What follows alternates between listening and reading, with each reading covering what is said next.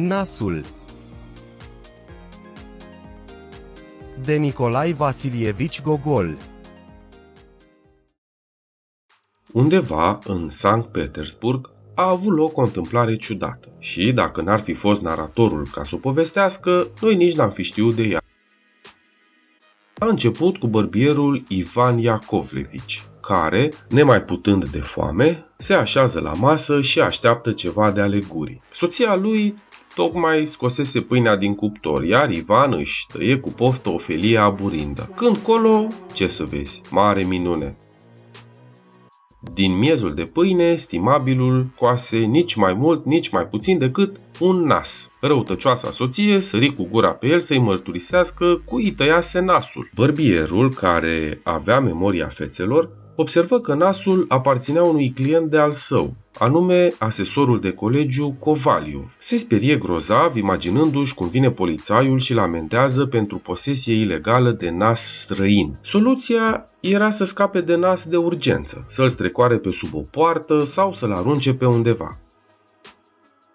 Așa că îl înveli într-o cârpă și plecă spre podul Isakievski, mergând îngrijorat. Prefăcându-se că se uită după pește, bărbierul aruncă nasul în râu și pe dată se simți eliberat. Dar nici nu apucă să facă doi pași, că un polițai, care pe semne îl privise de la distanță, îl chestionă despre ce anume aruncase de pe pod. Bărbierul se făcu alb la față și așa se încheie prima parte a poveștii.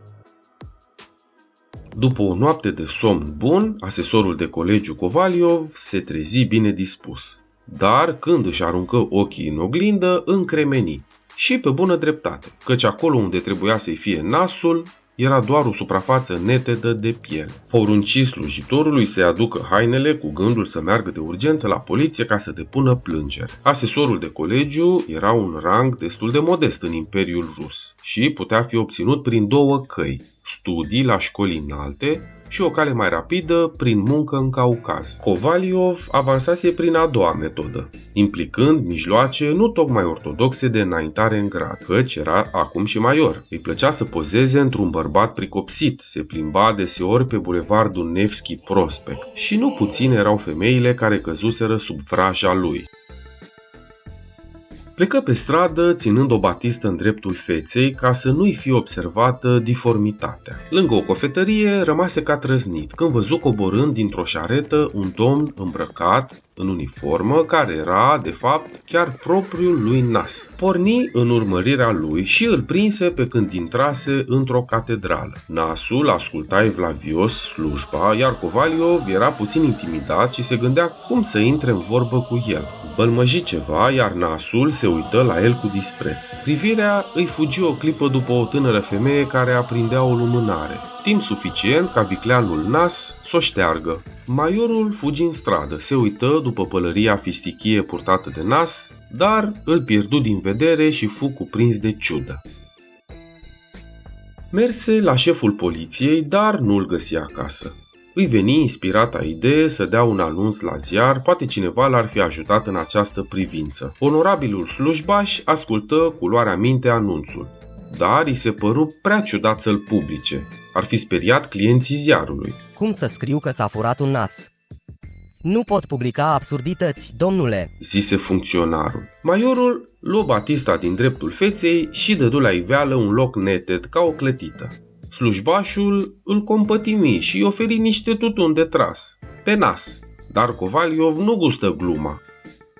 Ajunse acasă la șeful poliției, dar pică într-un moment prost, căci acesta tocmai încheiase ziua de muncă și se pregătea să servească ceva, apoi să-și facă siesta. Chiar nu era timpul pentru o anchetă. Polițaiul i-o spuse direct, iar Kovaliov se simți jignit de atitudinea lui. Plecă cu nasul în pământ, vorba vine, și ajunse acasă, unde se puse cu gura pe servitorul Ivan. Gândurile începură să-l frământe, nu putea înțelege de ce nu i-a dispărut un obiect mai puțin folositor, precum un nasture, o lingură sau un ceasornic. Trebuia să fie mâna doamnei Podocina, care ținea să-l însoare cu fiica ei. Când prin minte îi mișunau tot felul de gânduri și l-apucase anxietatea, la ușă apare polițaiul din primul capitol și îl anunță că i-a găsit nasul, care nas voia să părăsească localitatea, fusese prins când se urcase într-o diligență cu destinația Riga. Polițaiul îi întinde un nas în mărime naturală, iar Kovaliov îl răsplătește cu niște bănuți.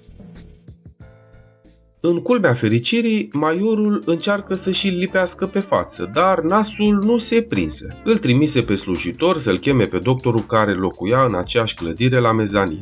Acesta îl cercetă pe pacient cu luarea minte și concluzionă că atașarea nasului i-ar face mai mult rău decât bine. Se oferi în schimb să-l cumpere cu bani buni și să-l păstreze într-un borcan ca o ciudățenie anatomică. Rămase singur cu gândurile chinuitoare și redactă o scrisoare pentru doamna Alexandra Grigorievna, ale cărei matrapazlăcuri și vrăjitorii ar fi fost cauza dispariției nasului. Doamna îi răspunse profund jignită că n-are nimic de a face cu asta, fiind sub demnitatea ei să se ocupe cu astfel de chestiuni, neștiind foarte sigur dacă Maiorul vorbea la figurat sau nu. În acest timp se răspândiră zvonuri fantastice despre nasul fugar. Se povestea că un nas uman se plimbă pe Nevski Prospect în fiecare după-amiază, neînsoțit de stăpânul său, ci că ar fi preferat un anume magazin, așa că mulțimea se cocoța pe bănci să privească prin fereastră doar să apuce să vadă minunea. După alte 2 săptămâni, Maiorul Kovaliov se trezi într-o dimineață și găsi nasul exact la locul unde trebuia să fie și era o mândrețe de nas, așa cum îl știa din tinerețe. Maiorul își recăpătă încrederea în sine și începu să iasă din nou în oraș, să-și recapete vechile obiceiuri. Merse la bărbierul Iacovlevici și l-avertiză ca să aibă mâinile curate când îi dă cu cremă pe obraz. Bărbierul îi ridică delicat vârful nasului ca să-i dea cu lama pe gât. Personajul nu înțelese nimic din traumatizanta experiență și își reluă comportamentul misogin, comparându-le cu niște găini în sinea lui pe doamnele care îi acordau atenție. Și zilele fericite se întoarseră pentru Maiorul Kovaliov, care începu să alerge din nou după elegantele doamne, cu nasul bine înfipt acolo unde era locul.